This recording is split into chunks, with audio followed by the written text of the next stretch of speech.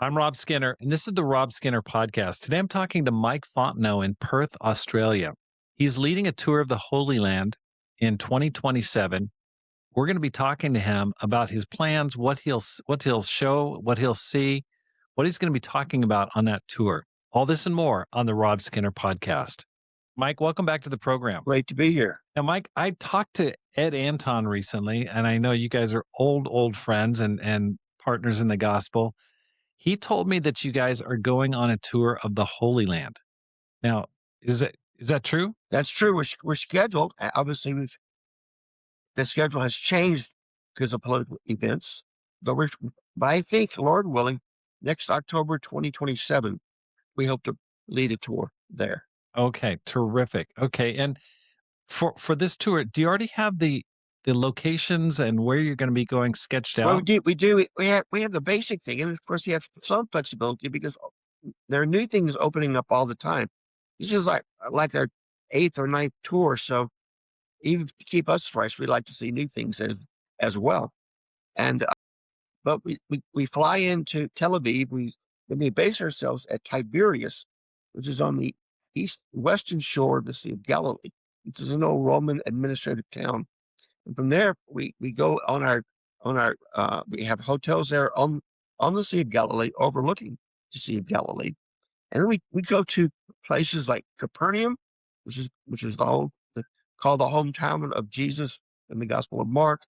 We go to Caesarea Philippi, where Peter makes his great confession that Jesus is the Christ, and that there's actually this big rock and the gates. It's called the gates of hell. Are the doorway to hell. And we have a great lesson there. We go to Caesarea Maritime, which is on the Mediterranean, where Paul was in prison, where Peter preached to Cornelius, and the history of the church there. And we go to the amphitheater where Herod was preaching when he didn't give glory to God and was consumed by worms, whatever it was. We go to Dan, the ancient city of Dan, as well as a place where the temple of where Jeroboam set up a rival temple to Jerusalem when the nation was split, where the idols of Baal were there. They're not there anymore, but the place is there, and you get a real feel there. And then we go to the Golden Heights, and which is the very northern section there. It's a very orange section. We're able to go into that. And from there, you can look down and see the road to Damascus, where the Apostle Paul was on. You can see and Damascus way in the distance, and say, okay, that's where Paul was there. And then and a few other places around that place. And we go on the side of the hill where Jesus probably did the Sermon on the Mount. And we have a lesson there, of course. And usually we have somebody who memorizes the whole thing and says it there without notes. But as you see the Sea of Galilee, you see the city set on a hill, Tiberias, and then you can really get a real feel for that moment at times. We go to the city of Magdala, where and the synagogue there is in great preservation as well. As I said, we have dinner there and get to eat some seafood from the Sea of Galilee and eat the St. Peter's fish. And the fish there that they call the St. Peter's fish, it's a tilapia of sorts. It tends to have a spot on its side where Jesus held it, left his footprint, his fingerprint. Obviously, that's a myth. And then after that, we go to Jerusalem as our second base place. We always stay in hotels. All the tour includes our hotels, our breakfast, our dinners, our transport, our admission to every site that we're going to go see. And all that's left is if you want to eat lunch, to eat lunch. And from there in Jerusalem, of course, we go to the Temple Mount, we go to the Wailing Wall, we go to the house of Caiaphas, and we go to the Mount of Olives. We go across down that road to Jericho, where the Good Samaritan rescued the guy on that road. we go to the site of Jericho and all that area there, and then and into Bethlehem as as is you have to go into the West Bank at that time, and generally that's a little bit trickier, especially at these political times. At every place that we go, we always have a biblical lesson from a text of what happened at that spot. And so if we're in Capernaum, we'll have a lesson on the paralyzed guy being let down to the roof, and or, and of course that's what there's a synagogue there. The very floor of it was a synagogue built by the centurion who came to Jesus and said, "I understand authority." It's the place after Jesus feeds the 5,000 in the Gospel of John. He goes to Capernaum and has this great encounter with those people who sought him out about eat my body, drink my blood, and you get a real feel there of the intensity of all that was going on. And Galilee is much more pristine than Jerusalem because Jerusalem's an active city. But from Jerusalem, we'll go down to the Dead Sea. We'll go down to En Gedi, where Solomon would take his wife, where David hid in caves there from Saul. And it's pristine. It has wildlife there. And that's a great walk and a good feel for that.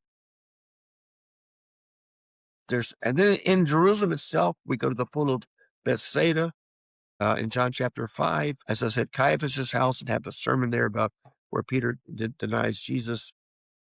And we were able to go into the very cisterns underneath the house where most everybody thinks Jesus was held during that night after he was arrested there. And we were able to sing hymns there at that point, which is a tremendous place to sing. And and of course we go to the Garden of Gethsemane, and we go to the old town itself, where you get a real good feel of, because it feels like an ancient place. So those are some of the great things that we do, and there's so many things. Sometimes we go to Masada to get a feel for the Jewish revolt in AD 70, but we don't always go there. But some people really want to. We have a flexibility, and there are opening sites. Right. We go to the city of David, which has been excavated in the last 10 years in a remarkable way, to the Pool of Siloam, which if you went in Hezekiah's tunnel, it entered what they thought was the Pool of Siloam. But recently, of course, they think they found the real Pool of Siloam. Oh, really? Yeah. It's much more. Wow. Feels like it there, and so those are all some of the great spots that you can see. How awesome is that? Okay. How many years have you been doing this for? We've been You said 8 or 9 tours. Yeah, I probably for the last 20 years, 20 plus years. And so Ed Anton and I do most of the lessons, and then our wives do a lot of the lessons as well, particularly at sites that are Okay. appropriate. And when are you going? We're tentatively going in October 2027. So hopefully there'll be October peace 20. Okay. then.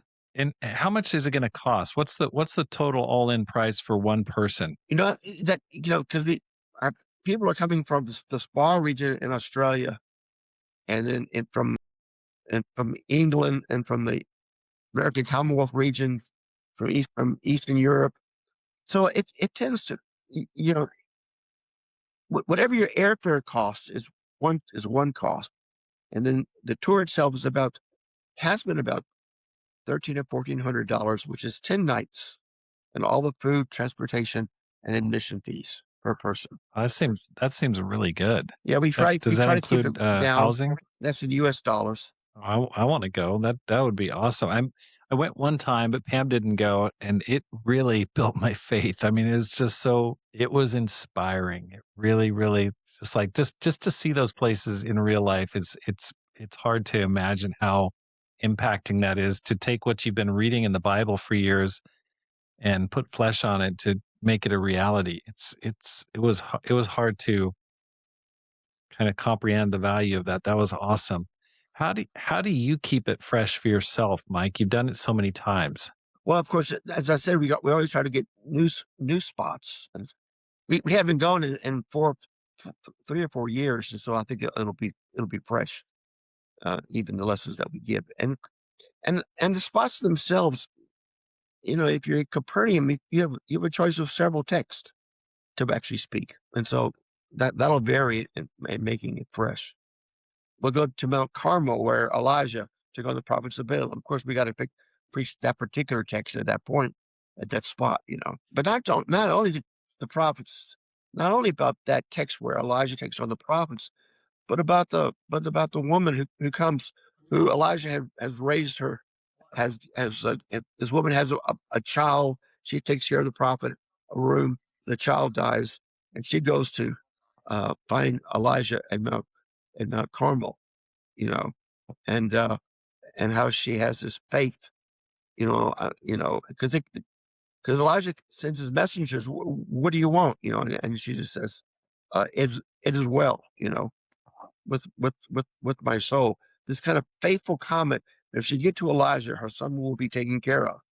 And of course, that great story of the guy who wrote that song, who actually lived in Jerusalem after he lost his family in a shipwreck, and how anyway it all fits in that because That's because awesome. her calling it is well is a sign of faith. It's going to be okay, and so all these there's so many lessons. What as I said, when you go to Israel, it's there are layers, and we can go to a site like Hazor, and it's an ancient kingdom. We go to Beth Shean, which was held they hung Saul's body over the wall. This Greek town. It was the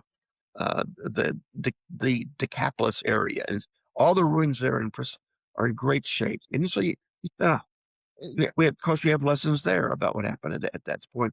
And again, many choices of lessons. That's awesome. Now, what about the war? There's been fighting in Lebanon and of course the Middle East war in Iran. So what are your thoughts on that? How are you going to handle that? Well, obviously we'll have to wait to see what happens. It's very hard to tell, but everybody prays for peace. How does it work? Is it like if you put your money down, is there like a refund policy? How does that work Oh, so that sure. in case there's fighting? Yeah, there'll be a refund policy. Yeah. Got it. But Okay. Awesome. but if they do have peace, it'll be for a while. I mean, if they have friction, it lasts a bit. But when peace comes, it stays for a while. I've never felt any danger with it. So it's very, very safe. That's awesome. Thank you so much for joining the program. I hope you and Tess are doing great. Now, I heard one thing from Ed. He said this was going to be your last tour, and I thought I better talk to Mike. Is that true? I think so. I've done this tour maybe eight times, but I've never taken my children have never been on it. Now so that's part of the drive as well. That they'll always they want to go there and be on that tour as well. So it'll be a great time. But I'm sure it'll be my last time. That's great. That's great. Well, have a great time. I'd love to bring Pam. We're going to have to talk about that. Thank you so much for joining the No program. worries, Rob. Great talking. And thanks for listening to the program. Here's how you can help support the program. First of all, join the Fast for Revival, June 28th through July 1st. We're going to be fasting for 72 hours. You can go to robskinner.com for more information because my goal is to inspire you to live a no regrets life, make this life count, and multiply disciples, leaders, and churches. Have a great day and make this life count.